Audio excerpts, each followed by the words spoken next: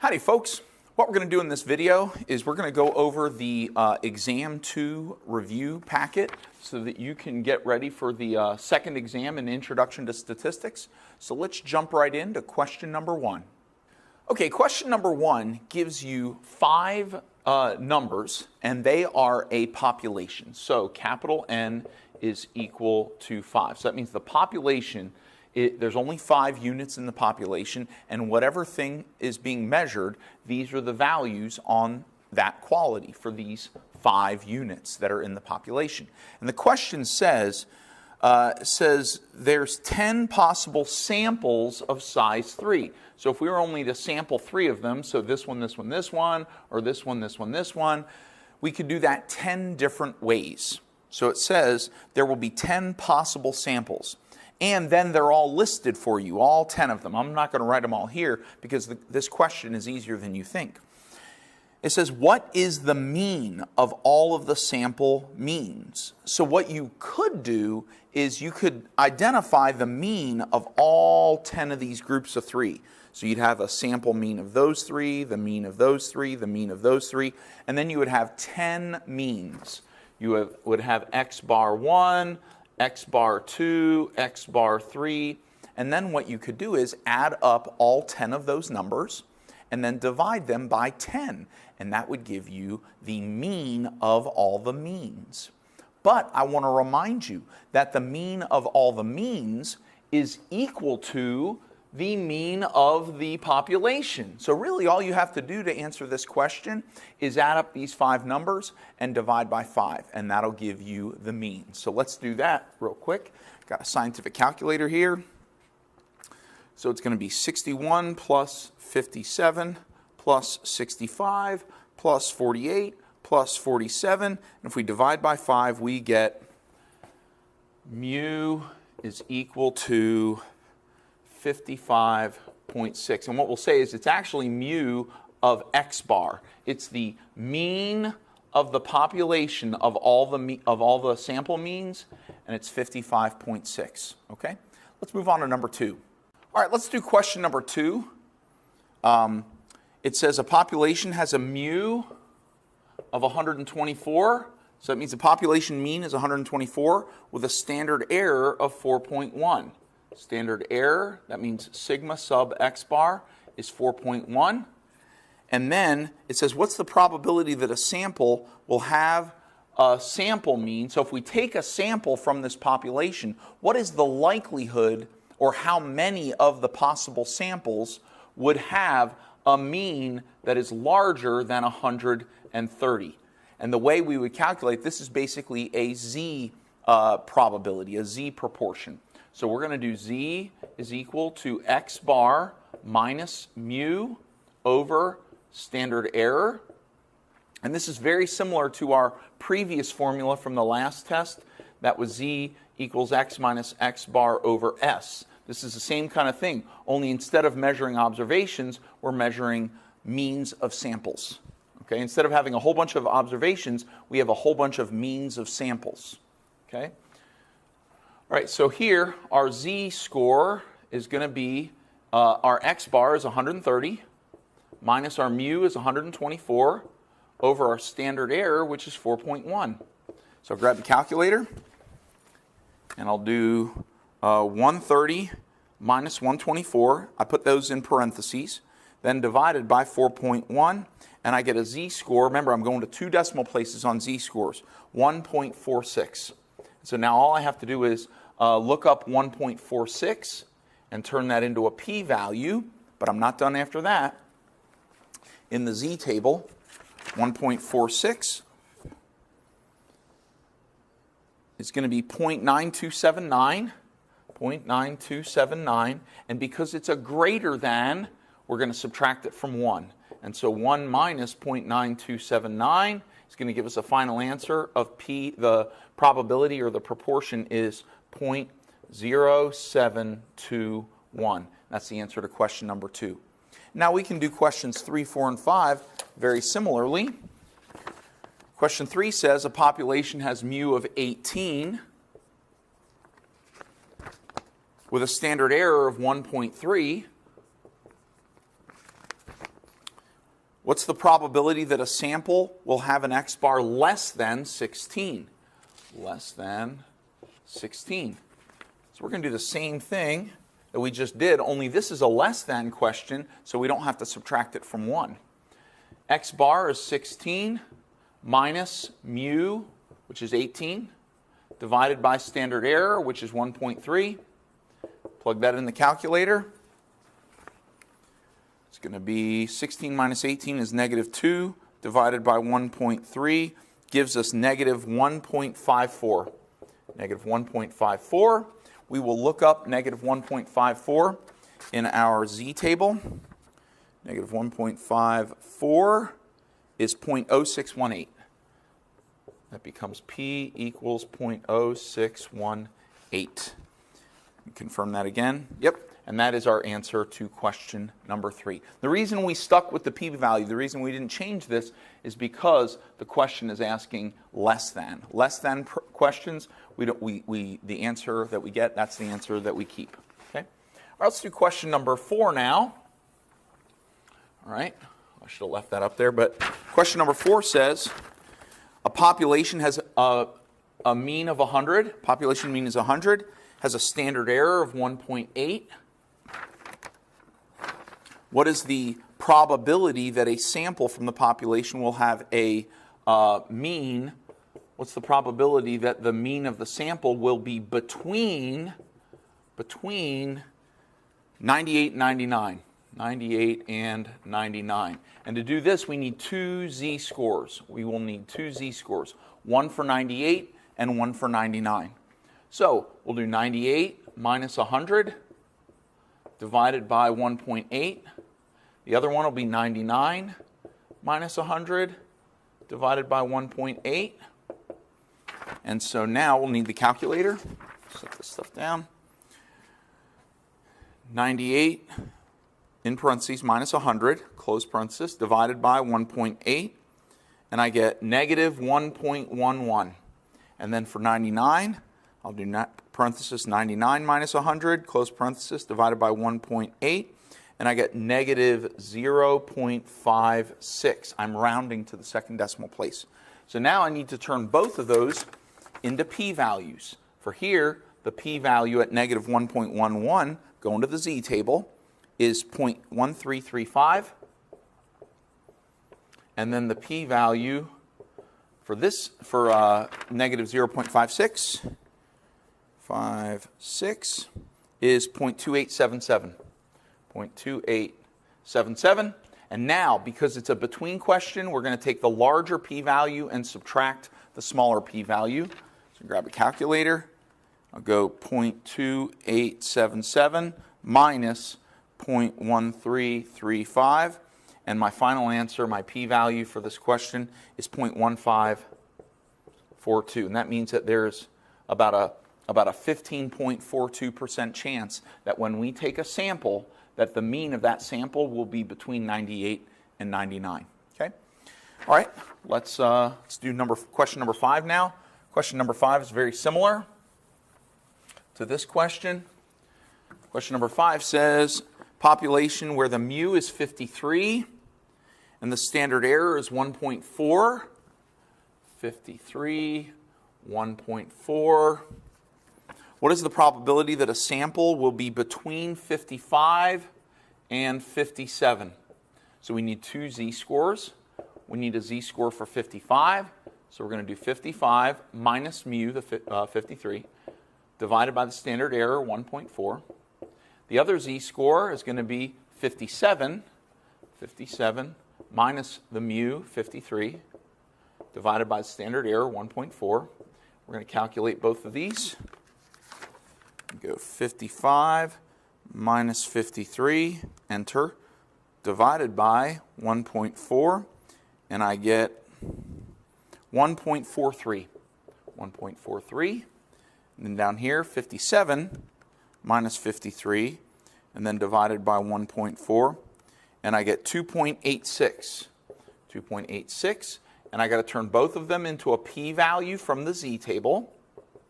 So I'll take my z-table, and I'll look up 1.43 over here. 1.43 gives me 0.9236. 0.9236. And then I'll look up 2.86. And that is right about here. And I get 0.9979.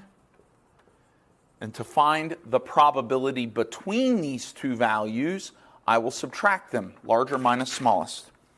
0.9979 minus 0.9236, enter, and my probability proportion is 0.0743.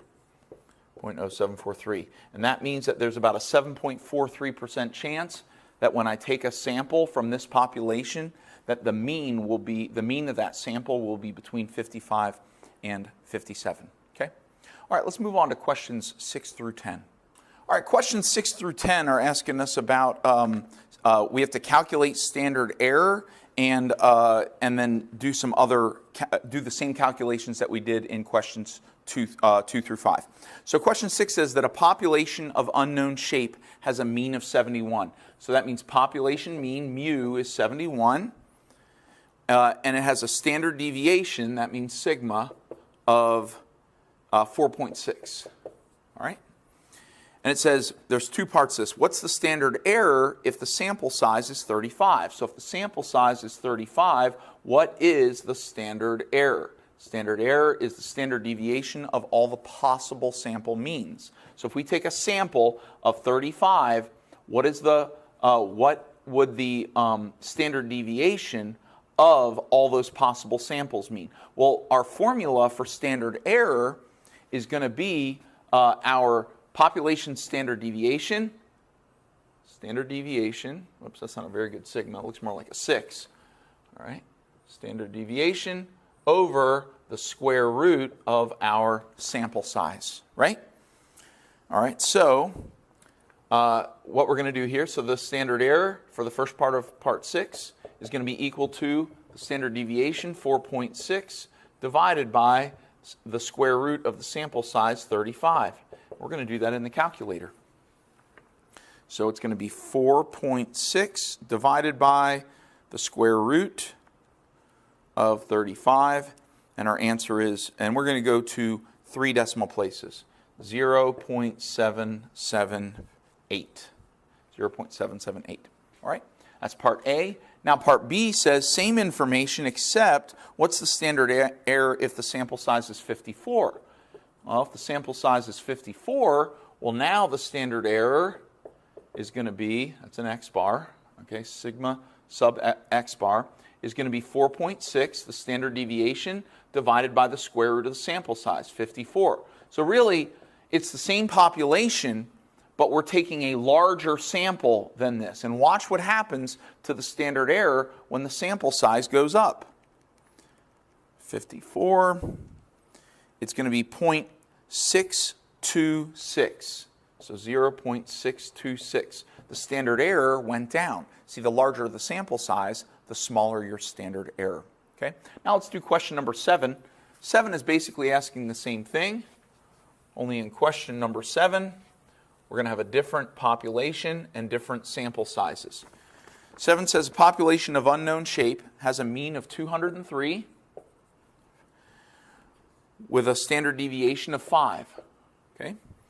What is the standard error if the sample size is 67? And then the second part of it says, what's the standard error if the sample size is 41? Well, our formula for standard error is standard deviation divided by the square root of sample size. So here, our standard error is going to be, standard deviation is 5 divided by the square root of 67. Plug that in the calculator, 5 divided by the square root of 67, and the answer is 0.611. 0.611. Now let's try it over here, same thing, only the sample size is a little bit smaller. So the standard, oh, this is supposed to be an x bar, sorry about that, that's x bar. Sigma sub x bar, this is the standard error, is going to be 5, the standard deviation, divided by the square root of the sample size, square root of 41. So just key it in the calculator, and we get 0.781. 0.781. See, the sample size got smaller And because the sample size got smaller, the standard error got larger. Okay? All right, so that's question number 7. Now let's try question number 8. Now what we're going to do is the number 8 is we're actually going to calculate what the probability that a sample will have a mean greater than, less than, or between two numbers, just like we did in questions 2, 3, 4, and 5. Only in questions 2, 3, 4, and 5, you were not given, or you were given the standard error. Now you're not going to be given the standard error. You have to calculate the standard error. So question 8 says a population of unknown shape has a mean of 104 with a standard deviation of 13.5. You select a sample of 53, that's n equals 53. What is the probability that the sample mean, x bar, what's the probability that the sample mean is less than 100? Less than 100. Okay, well, we need a z-statistic to get this proportion. It says, what is the probability that? And we're gonna do a z calculation like we always have done. So we're going to do x bar, that's 100, minus the population mean, mu, 104. The formula we're using here is same one we used in questions 2 through 5, which is x bar minus mu over standard error. Okay? So we've got 100 minus 104. Now we need the standard error. Now we don't have the standard error. So we have to calculate the standard error. So I'm going to modify our formula. We need to do the standard deviation divided by the square root of n. And you've done this calculation a bunch of times. And we're going to do it a bunch more times in this video.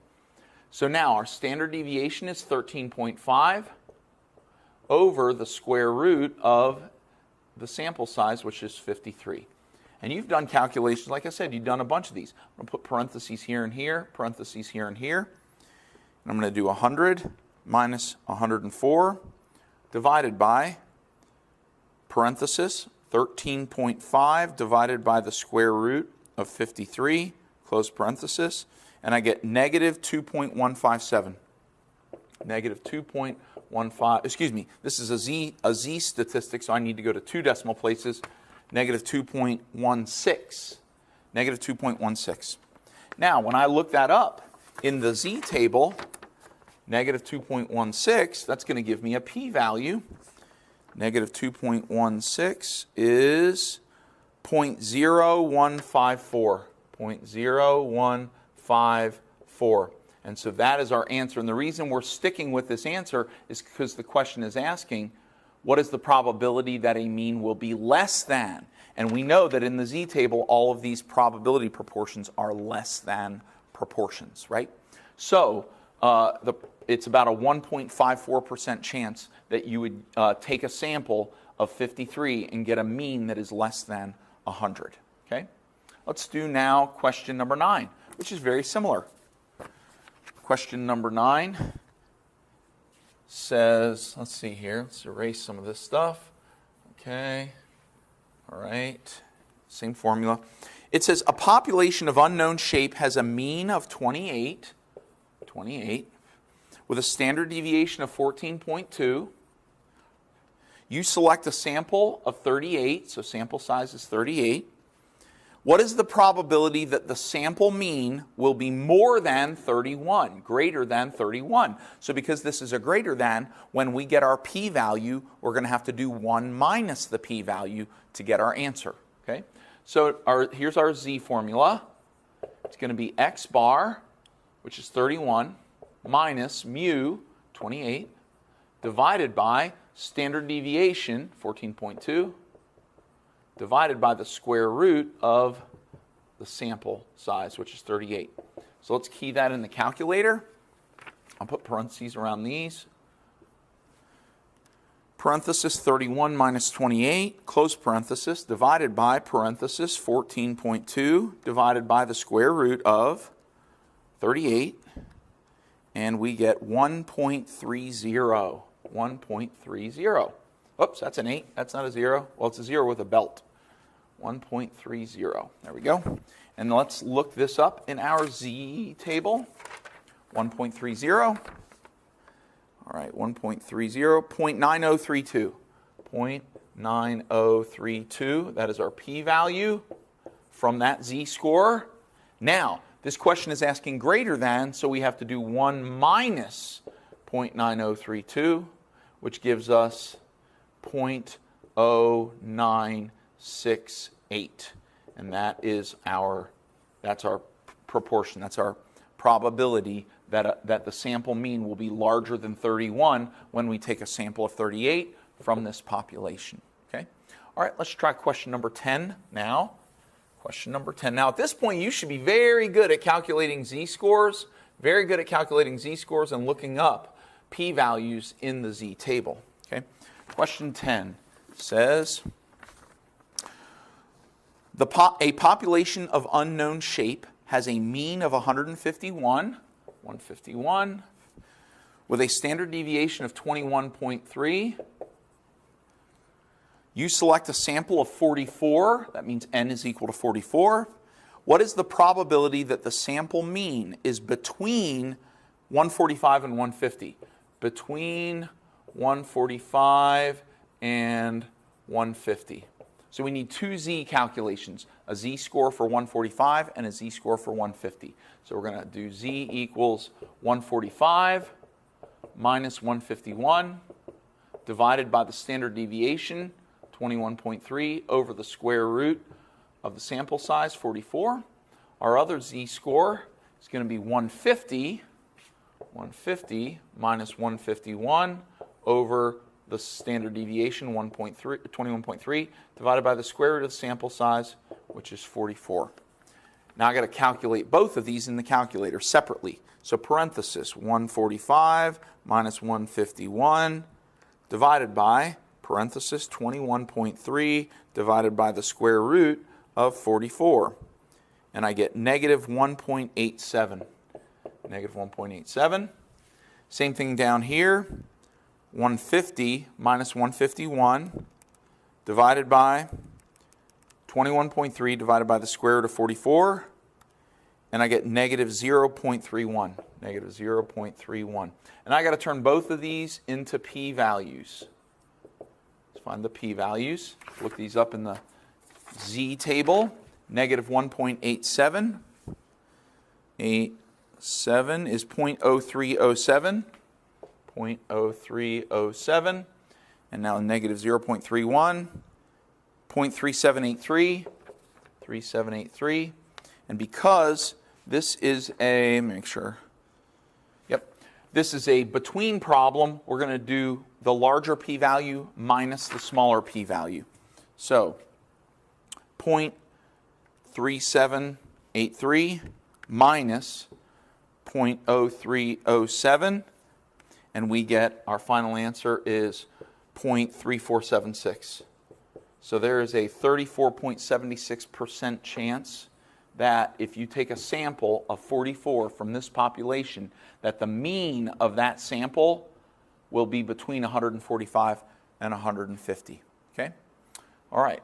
Let's now move on to questions 11 through 15.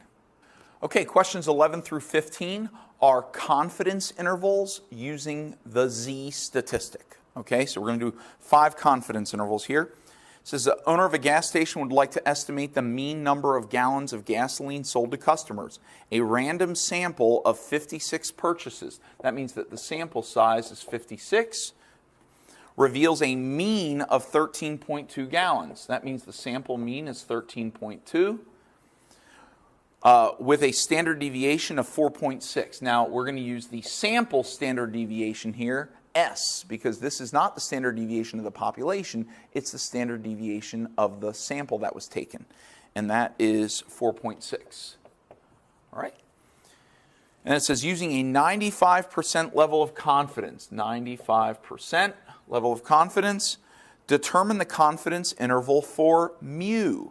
What is the margin of error? Okay, well, I want to remind you that our formula for the margin of error is plus or minus the z-statistic times standard deviation over the square root of n. Now remember, this is the formula for standard error. So really all we're doing is the z-statistic times the standard error. And for this z, to get this z, we have to do a reverse lookup. We need to use the percentage, the confidence percentage, to look up a p-value in the z table. Once we get that z score, we put it here, and then we multiply it by the standard error, which is determined by the standard deviation divided by the square root of the sample size. This would give us the margin of error. Okay? It'll give us the margin of error. Now, when you want the confidence interval, what you're going to do is you're going to use the margin of error, and you're just going to add it, the margin of error, and subtract it from the sample mean, which in this case is 13.2. So the confidence interval is x bar plus or minus z times the standard error, s over the square root of n. Okay? So the first thing we want to do is let's get the margin of error. With a 95% confidence level of confidence, to do a confidence interval, we want to turn that into a decimal, which becomes 0.95. Then we want to subtract it from 1. So 1 minus 0.95 is 0.05. And then we want to divide that by 2. 0.05 divided by 2 is 0.025. That is our p-value, 0.025. That's what we're going to look up in the z table. So let's get a z table and look up 0.025. 0.025, we've done this a bunch of times. You'll probably recognize it. It's negative 1.96. So that becomes a z-score of negative 1.96. Now, we don't really care about the negative because we know we're going to make the margin of error plus or minus. So it's going to be plus or minus 1.96 times the standard error. Standard error is the standard deviation, 4.6, divided by the square root of n, which is 56. So square root of 56. This, we can just plug in a calculator. So we're going to go 1.96 times 4.6 divided by the square root of 56. And that gives me plus or minus 1.205. 1.205. This is my margin of error. So I'm done with that part.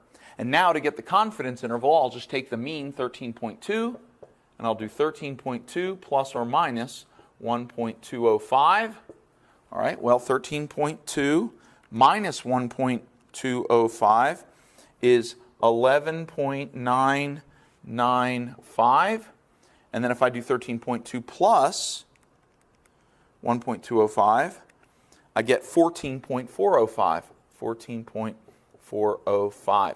So we expect there is a 95% probability that this confidence interval includes the actual population mean of the amount of gas that's purchased by customers. Okay? All right, let's try question number 12. Question number 12 says, we got a clothing retailer wants to know the mean amount of money that teenage girls spend in their stores. The retailer takes a random sample of 39 purchases. So that's our N. So I'll put a 39 here. And finds a mean of $57. So that means X bar is $57 with a standard deviation of $14. So we'll put a 14 here. Let's get rid of this. And our confidence interval is a 99% confidence interval. Let's get rid of these calculations. But we're still using the same formulas. We're doing a z-score, margin of error, and confidence interval. So we've got to turn our percentage into a decimal, 0.99, then subtract it from 1, and we get 0.01. Then divide the 0.01 by 2, and we get 0.005. So our p-value is 0.005. Okay? We will now look that up in our z-score table, 0.005. Now don't look up 0.05. You're looking up 0.005. And actually in the table it's going to look like this, 0.005. And there'll be a 0 here also. That's what you're looking up. And I'm looking up 005 and I see 0049 and I see 0051. I see 0.0049 and 0.0051. And this is halfway between these two. This one is negative 2.57, and this one is negative 2.58. So I'm going to go halfway between, which is, so my z-score is negative 2.575. This is my z-score for this problem. And now I'm going to use this to get my margin of error. So it's going to be plus or minus 2.575 times the standard error, which is the standard deviation, 14, divided by the square root of 39. And now if I put this in the calculator, 2.575 times 14 divided by the square root of 39, and I get 5.773. All right, so it's going to be plus or minus 5.773. That is my margin of error. So now if I want my confidence interval, it's going to be x bar, the mean, 57. 57 plus or minus 5.773. So I'll do 57 minus 5.773, and I get 51.227. And then mu is between that number, and now if I do 57 plus 5.773, I get 62.773. And so, and it would be dollars. Not, it matters in the real world, but for me, I'm not that concerned about it. So what we're saying is at a 99% level of confidence, we are going to say that we are pretty sure that this confidence interval between 51.227 and 62.773, that the actual population mean is between, or that this contains the actual population mean. Okay? That's question 12. Let's do another one. This is question 13. New information, well, let's use the same formulas. So question 13 says, technician collects data on 83 toner cartridges. Finds the mean number of pages is 4,300 pages. So we'll put 4,300 with a standard deviation of 325 pages.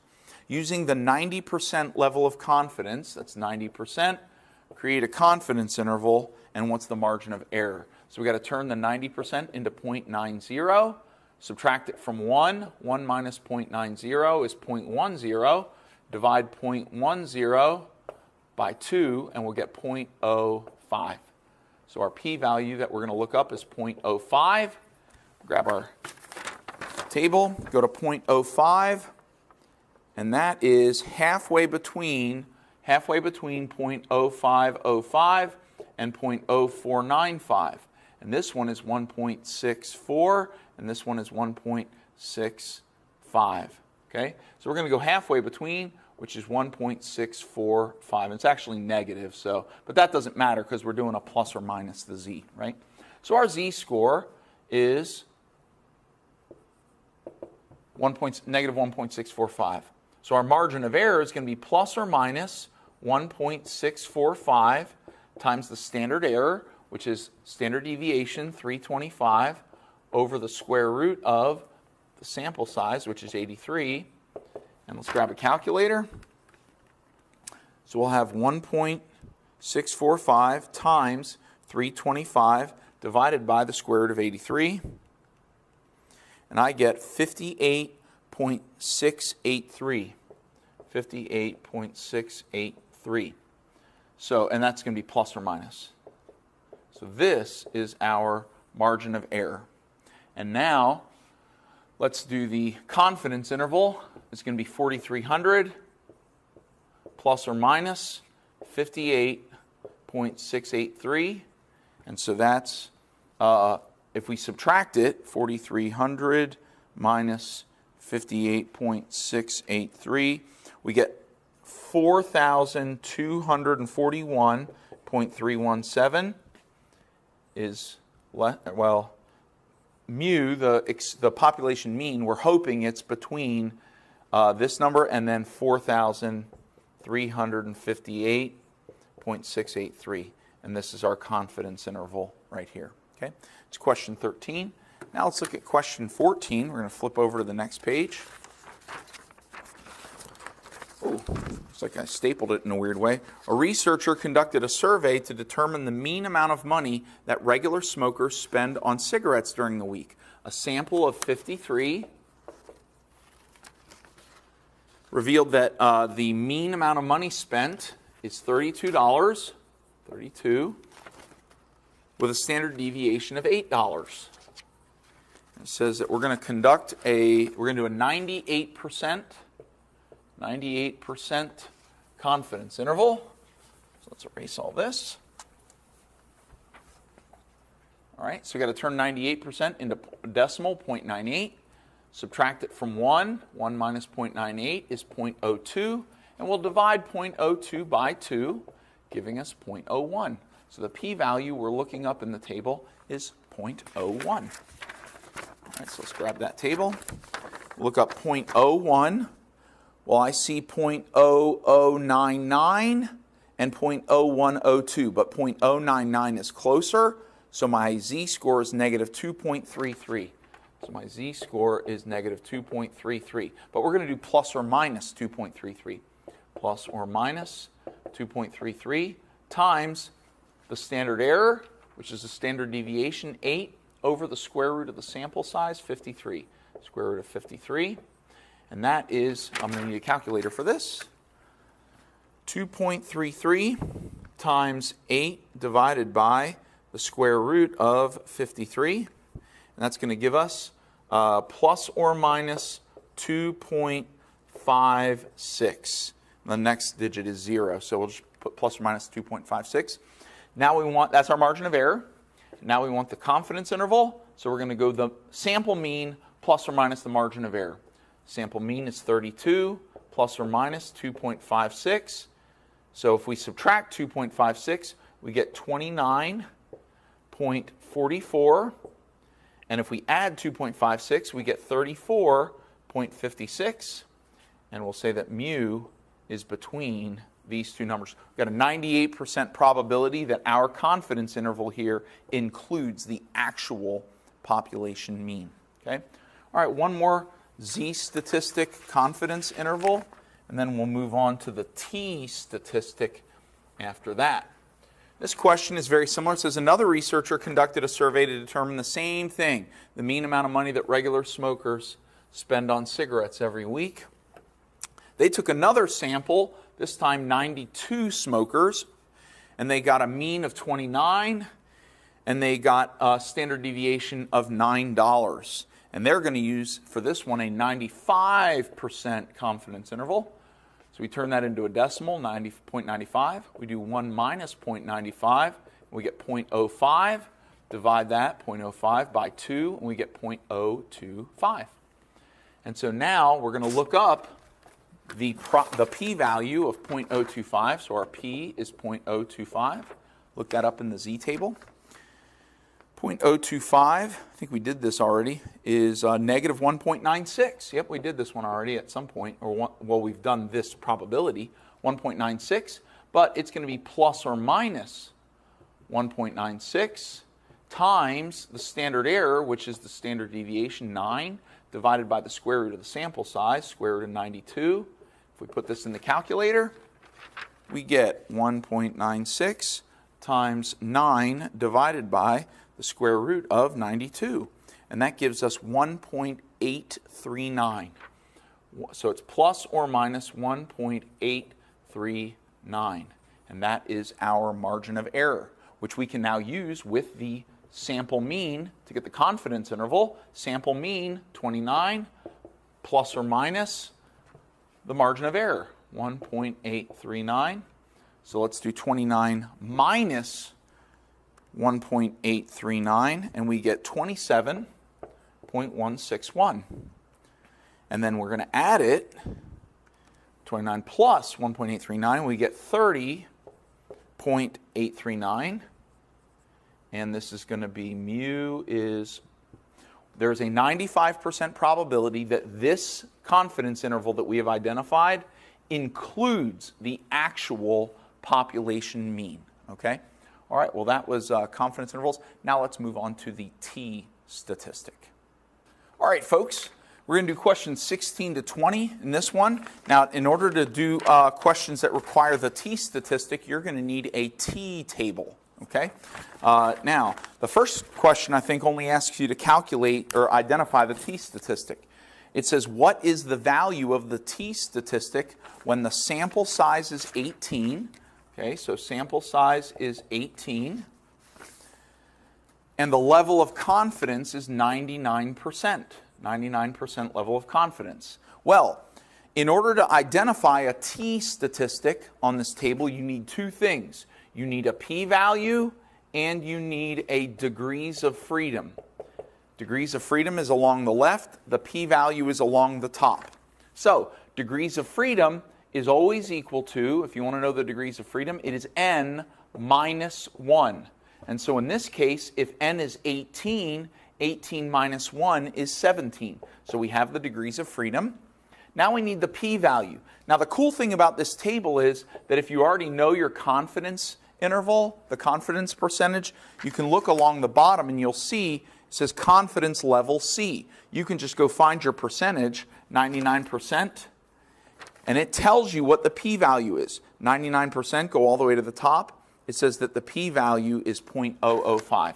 So we're going to go to the column that says 0.005, and we're going to go to the degrees of freedom of 17.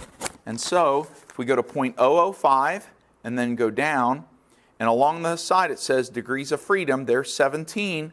So if we go to 17 and go over to the column of 0.005, we see a T value of 2.898. T equals 2.898. And that is the answer to question number 16. Okay? Now we're going to use this skill in questions 17 through 20. Question 17 says, to create a confidence interval, we're going to do a 95% level of confidence. Okay? All right? But now here's the thing. The confidence interval for a T-statistic, it's the same as the confidence interval and the margin of error for a Z-statistic. The only difference is we're going to change the Z into a T. So margin of error is plus or minus the T-statistic times the standard error. And the confidence interval, again, is X bar plus or minus the margin of error. So this question says, a researcher wants to know the mean number of ounces of water consumed daily by college students. He surveys a sample of 21 students, so n is equal to 21, which reveals a mean daily water consumption of 47 ounces, so mean of 47 ounces, with a standard deviation of 13 ounces. Okay? And it says using 95% level of confidence, what's the margin of error and what's the confidence interval? Now let me remind you that we are going to do a T-statistic test. It's always the T-statistic if your sample size is less than or equal to 30. Okay? And one of my students came up with T is for tiny. When your sample size is your n, see that n right there in tiny? When your n is tiny, then you're going to use the T-statistic. T is for tiny, okay? Less than or equal to 30. All right, that's good. So now let's do this problem. We don't actually have to find the p-value because on the T-table, all we have to do is go to the column that has a 95% at the bottom of it. Here's what it says. It says, so we got to do a confidence interval. So we find the margin of error. So it's going to be plus or minus. We need a T-value. So we're going to go to the T. Our degrees of freedom, if our n is 21, our degrees of freedom is 20. So we're going to go find 20 degrees of freedom, and the bottom, the 95% at the bottom, gives us a p-value of 0.025. So p is 0.025. Degrees of freedom is 20. So our T-statistic is 2.086. 2.086 times the standard error, which is standard deviation 13, divided by the square root of n, square root of 21. Plug that in a calculator, we'll get 2.086 times 13 divided by the square root of 21, and that gives us plus or minus 5.918. 5.918. And so now, to do the confidence interval, we're going to do the sample mean, 47, plus or minus 5.918. 47 minus 5.918 is 41.082. If we do plus, it's 52.918, and then we'll just put a mu in between it there. And there is our confidence interval for this problem. Let's do question 18. All right, question 18 says, a manager wants to identify the mean number of units workers produce in a single shift. He gathers data on the production of 27 employees for different shifts and discovers a mean of 34 units. 34 units with a standard deviation of 3.3. 3.3. And then we want to do a 99% confidence interval. Okay, well, we need a T-statistic. We need degrees of freedom. N minus 1 is 26. 99% confidence interval. If I go to 99% at the bottom, I go all the way up, and it gives me a p-value of 0.005. I'm going to go to that column with degrees of freedom, 26. And I get 2.779. 2.779. That's my T-statistic. So plus or minus the T-statistic times the standard error. Standard deviation is 3.3 divided by the square root of the sample size, 27. And I'll put that in the calculator. 2.779 times 3.3 divided by the square root of 27. And I get plus or minus 1.765. That is my margin of error. Now, if I want my confidence interval, I need to take my sample mean of 34, do 34 plus or minus 1.765. 34 minus 1.765 is 32.235. And then if I were to do plus, it would be 35.765. And mu is between these two numbers. That's our confidence interval for 18. Now let's do question 19. Question 19 says, a researcher wants to know the mean number of sales calls made by telemarketing employees daily. She surveys a sample of 15 telemarketing people, so 15 telemarketers, which reveals a mean daily calls of 243 with a standard deviation of 21 calls.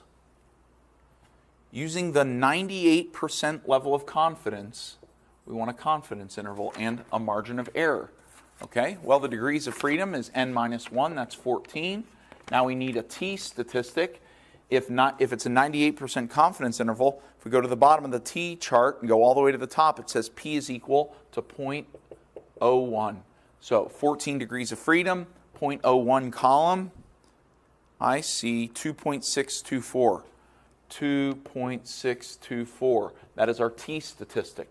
So it's going to be plus or minus 2.624 times standard deviation, which is 21, divided by the square root of the sample size, which is 15. Put that in the calculator. 2.624 times 21 divided by the square root of 15, and I get a margin of error that is 14.228. 14.228. Okay? All right, so now that's my margin of error. Now, if I want my confidence interval, I just need to put the mean, the sample mean, 243, on the front of that. So it's 243 plus or minus 14.228. 243 minus 14.228 is 228.772, and then add, and I get 257.228, and my mu is going to be between these two values. Okay? And that is my confidence interval for question number 19. Okay? Now let's do question number 20. Let's see. Question number 20 says, Mr. Ryan is tired and having difficulty coming up with a good question. He decides that the question will have a sample size of 23 with a mean of 100 and a standard deviation of 15. Using the 98% level of confidence, determine the confidence interval for mu. What is the margin of error? Well, let's see if we can help Mr. Ryan out here. Well, we know the degrees of freedom is going to be n minus 1, so that's going to be 22. The p-value, if we go to a C level, confidence level of 98%, go all the way to the top, the p-value is 0.01. And so now we just got to set up our margin of error. Let's find our T-statistic for degrees of freedom 22 in the column of 0.01. I'm seeing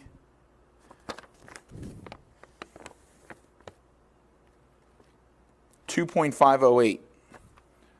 2.508. It's going to be plus or minus for our margin of error. T times standard error, which is standard deviation, 15, divided by the square root of the sample size, square root of 23. Let's put that in a calculator. 2.508 times 15 divided by the square root of 23 is going to give us plus or minus 7.844. That is our margin of error. And now to get the confidence interval, we're just going to use the sample mean 100. So 100 plus or minus 7.844. So we'll do 100 minus 7.844. It's going to be 92.156. And then if we do plus, it's going to be 107.844. And we're going to put the mu between the two. So there's our confidence interval. That's question number 20 on the T-statistic confidence intervals. Okay. Now we're going to move on to questions 21 through 25.